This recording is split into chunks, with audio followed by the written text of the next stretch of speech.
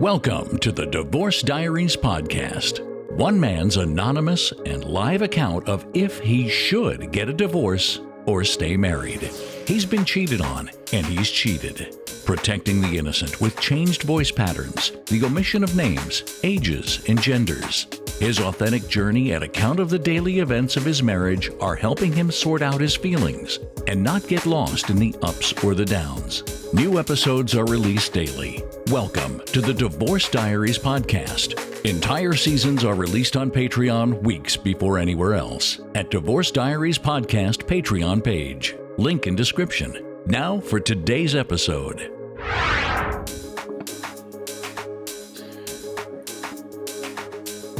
In this episode of Divorce Diaries, I want to talk about something that I learned, the new stance that I have.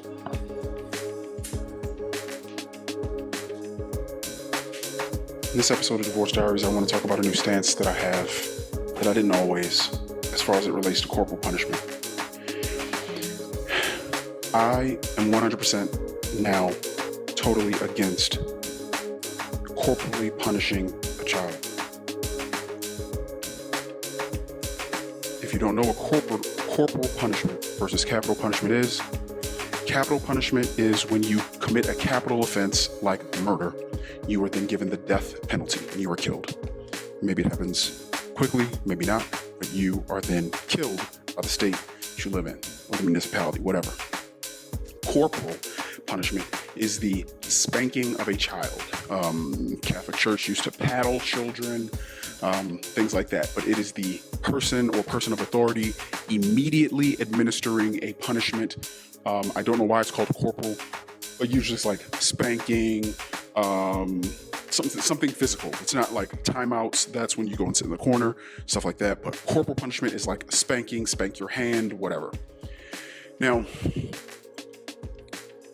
I grew up in an environment where corporal punishment was not only accepted, but it was expected. If you did something wrong, you're going to get a spanking. You're going to be in trouble. These things happened. But now, the thing that you don't get to determine is what your words, actions, whether they be physical, verbal, whatever, what will they do to a particular child? How will a particular child be influenced by being corporally punished? I'm going to tell you some history about me. And this is another reason why I am in therapy and need to be in therapy. I want to unpack this. I don't really think, this is what the famous last words from a fucking idiot, I don't think the fact that I had corporal punishment my entire life growing up, I don't think I'm any worse for wear. Ha ha ha ha ha. I have no idea what traumas I may have had, and I have still, from me being punished corporally, me being spanked. I remember being at my grandparents' house. This happened plenty of times, more times than I can count. Being a mischievous boy with my other mischievous boy cousins, cutting up, doing things, and really, it's not even mischievous. I mean, we're throwing rocks at trees, and we're taking cans, and we're throwing them at each other, and we're having dirt fights, and we're doing all of these other stupid things that little boys do. If we tracked it in the house, or we did something that my grandmother didn't like, you're in so much trouble. Boy, go outside and pick a switch. I'm going to spank you. First time, I'm like, what the hell's a switch? She grabbed me by my arm and pulled me, and she pointed a tree over there, and she's like, a switch is a stick. You get a switch. You go and you break a switch off of there. And she would also say, and you make sure it's not too well, she didn't curse. She's like, make sure it's not too thin either. Oh, okay. Well, I don't know what she didn't want to spank me with a belt. That was my parents. I got plenty of spankings with belts. And I would snap the switch branch off the tree and bring it back in, and she'd spank us with the switch. And there's always an interesting switch kerfuffle, because if you grab a switch that's too thin, it feels like a whip. Grab one that's too thick, it feels like a bat. But if you grab a medium one, it's the best of both worlds. So it's like a hard whip, a bat whip.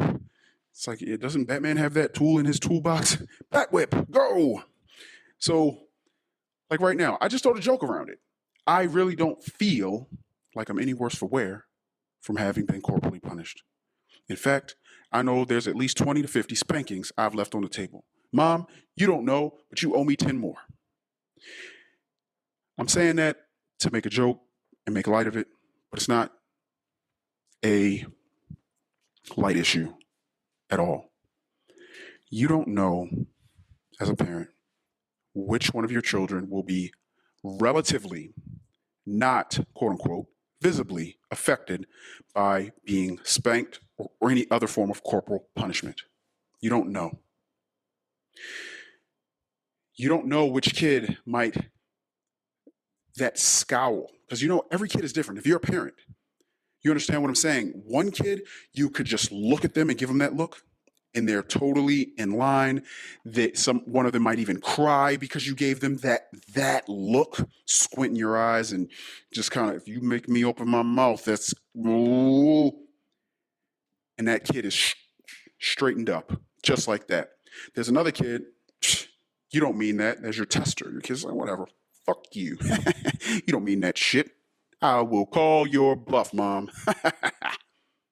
Then you got another kid where it might, and depending on what they're going through, it might affect them in one way on this day, but another way on that day, and you keep prescribing the same prescription to solving this problem of your child's insubordination, disobedience, or whatever, in the way you're punishing them, that form, and it hurts them.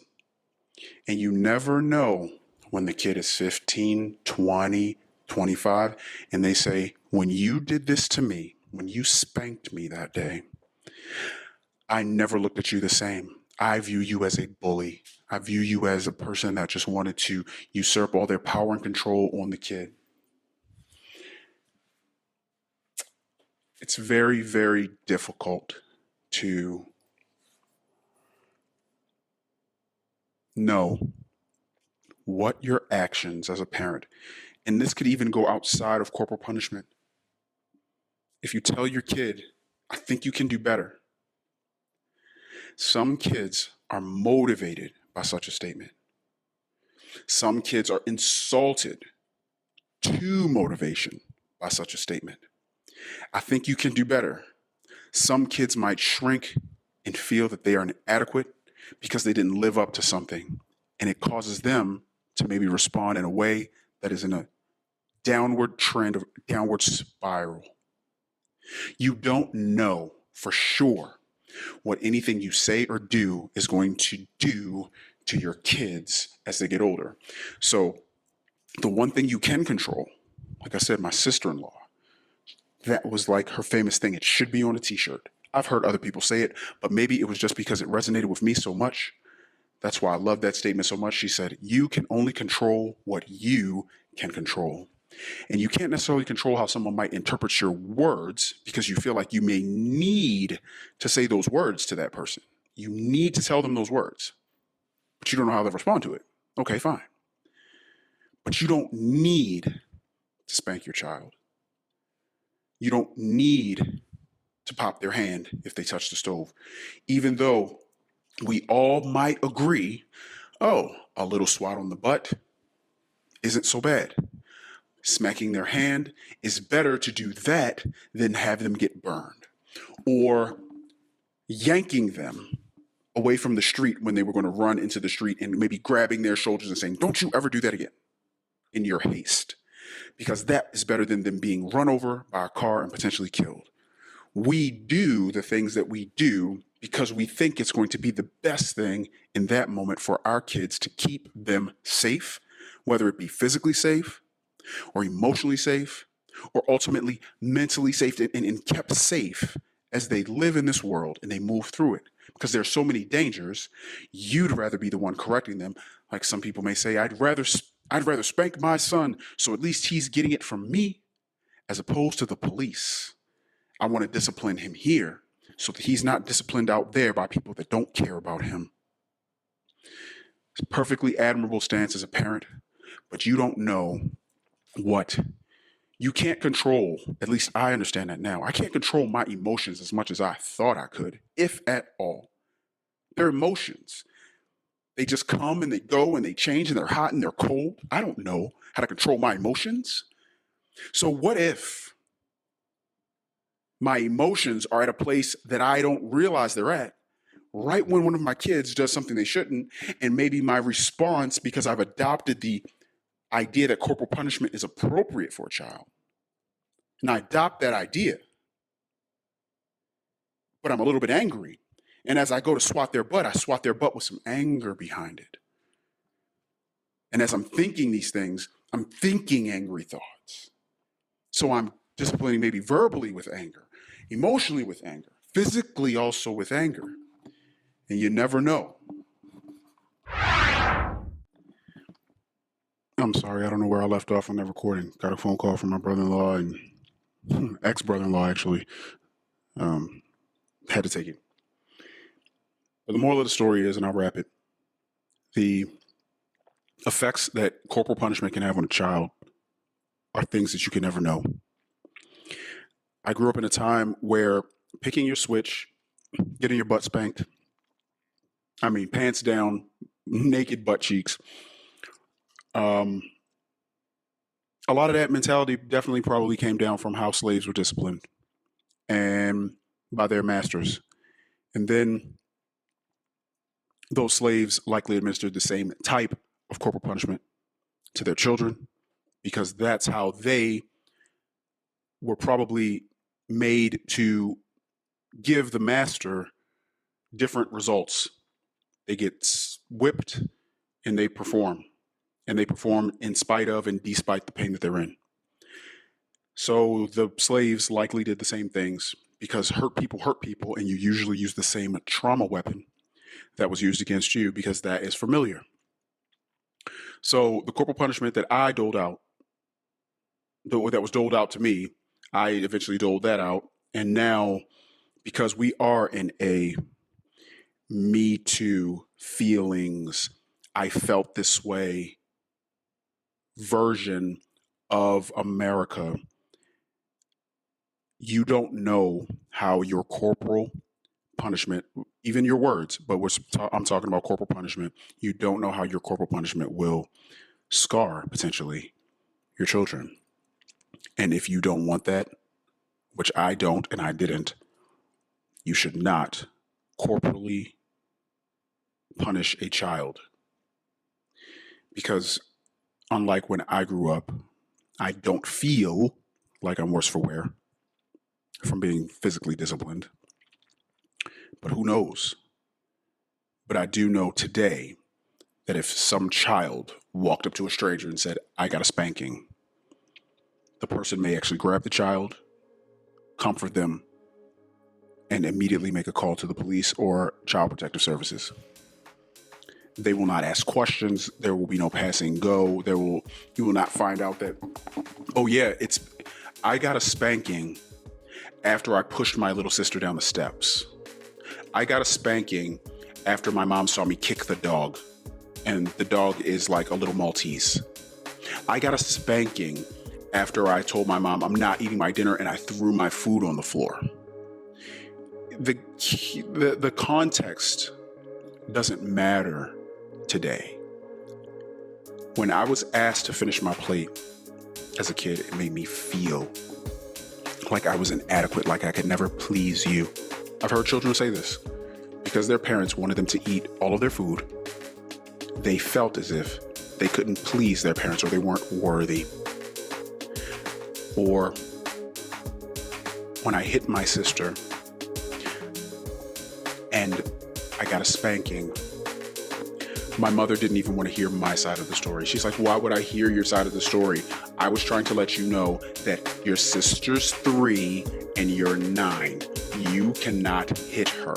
Do not hit her. And then the child might also say, you got so mad at me for hitting her. And then what did you do? You hit me in return. Where do you think I got it from, Mom? Well, you narcissistic, fact-twisting little piece of shit. I guess you got me there. Checkmate. You're right.